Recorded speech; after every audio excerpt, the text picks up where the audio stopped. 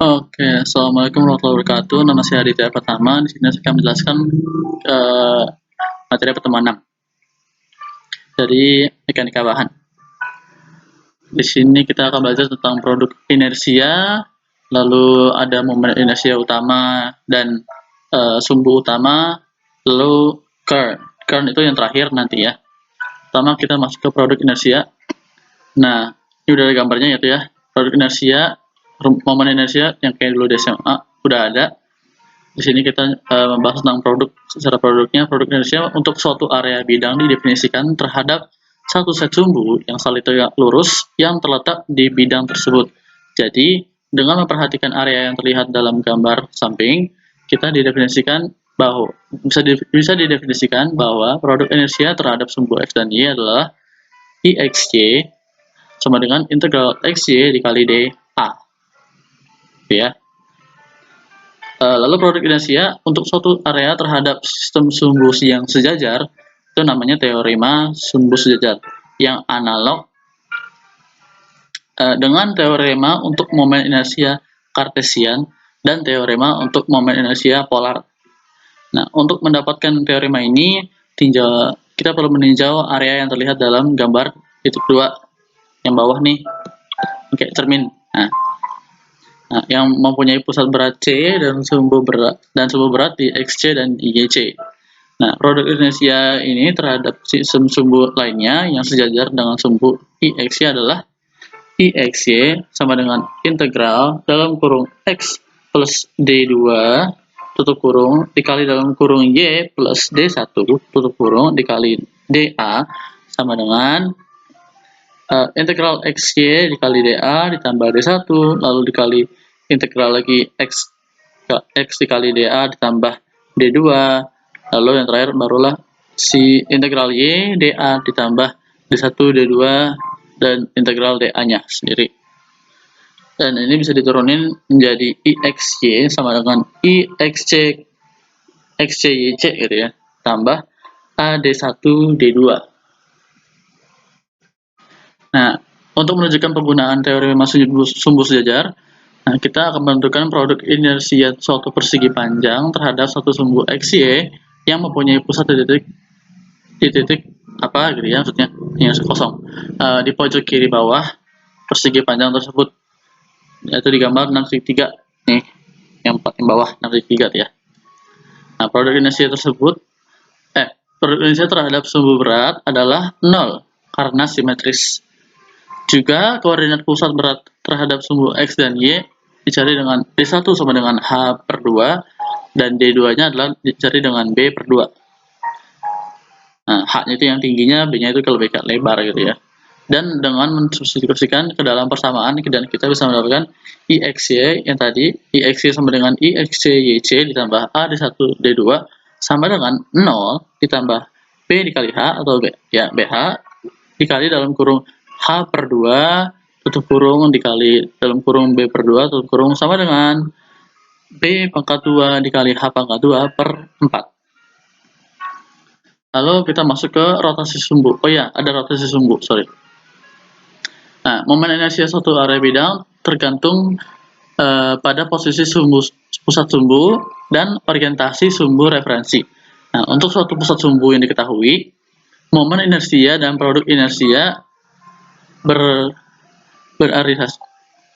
Ini kayaknya salah nih. Apabila sumbu-sumbunya diputar terhadap pusat sumbu tersebut, tinjaulah area bidang yang terlihat dalam gambar di samping yang kanan, dan kita asumsikan bahwa sistem sumbu XY adalah sepasang sumbu referensi sembarang. Momen inersia dan produk inersia terhadap sumbu-sumbu tersebut adalah IX sama dengan integral Y kuadrat dA, lalu IY-nya adalah integral X kuadrat dA, dan IXY-nya adalah integral XY dA. Cukup mudah diingat ya. Lalu, di mana X dan Y-nya adalah koordinat elemen luas diferensial dari dA. Untuk mendapatkan besaran itu, kita perlu koordinat elemen luas dA-nya terhadap sumbu-sumbu X1 dan Y1-nya. Jadi XY awalnya gitu ya. Lalu koordinat tersebut dapat dinyatakan dalam koordinat XY dan sudut E dengan menggunakan geometri sebagai berikut. X1 sama dengan X cos theta ditambah Y sin theta. dan Y1-nya adalah Y cos theta dikurangi X sin theta. Nah, ini ada rumusnya, rumus panjang nih.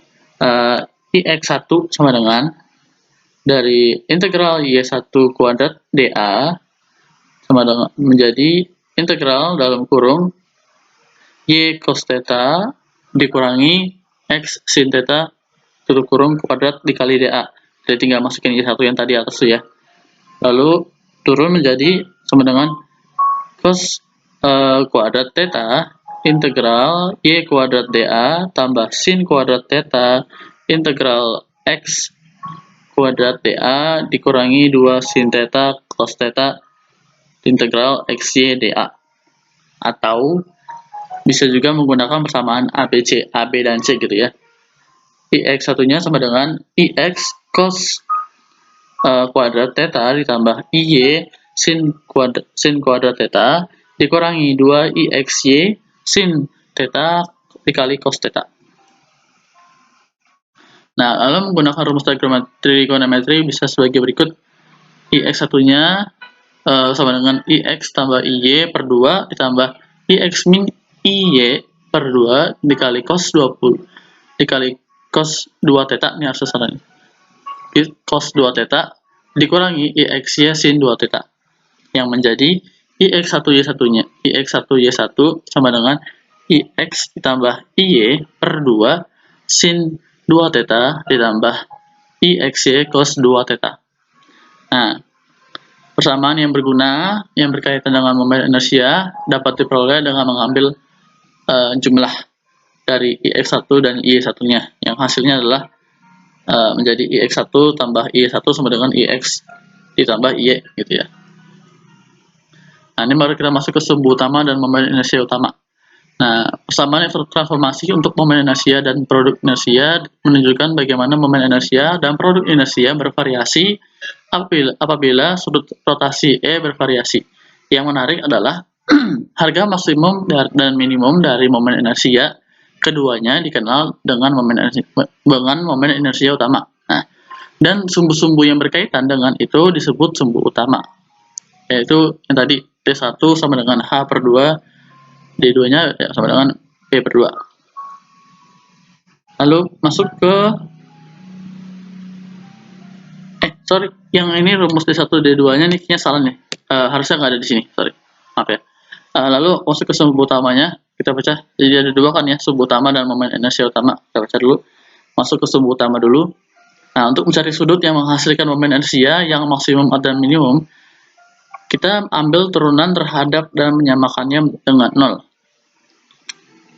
Di sini ada dalam kurung IX min IY tutup kurung dikali sin 2 theta ditambah 2 IXY cos 2 theta sama dengan 0.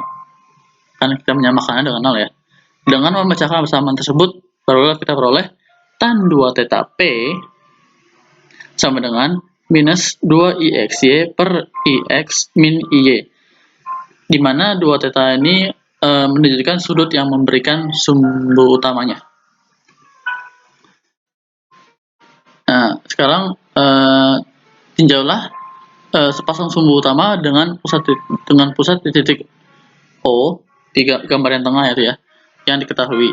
Jika ada sepasang sumbu utama lain yang melalui titik tersebut, maka setiap pasang sumbu yang melalui titik tersebut merupakan set dari sumbu utama.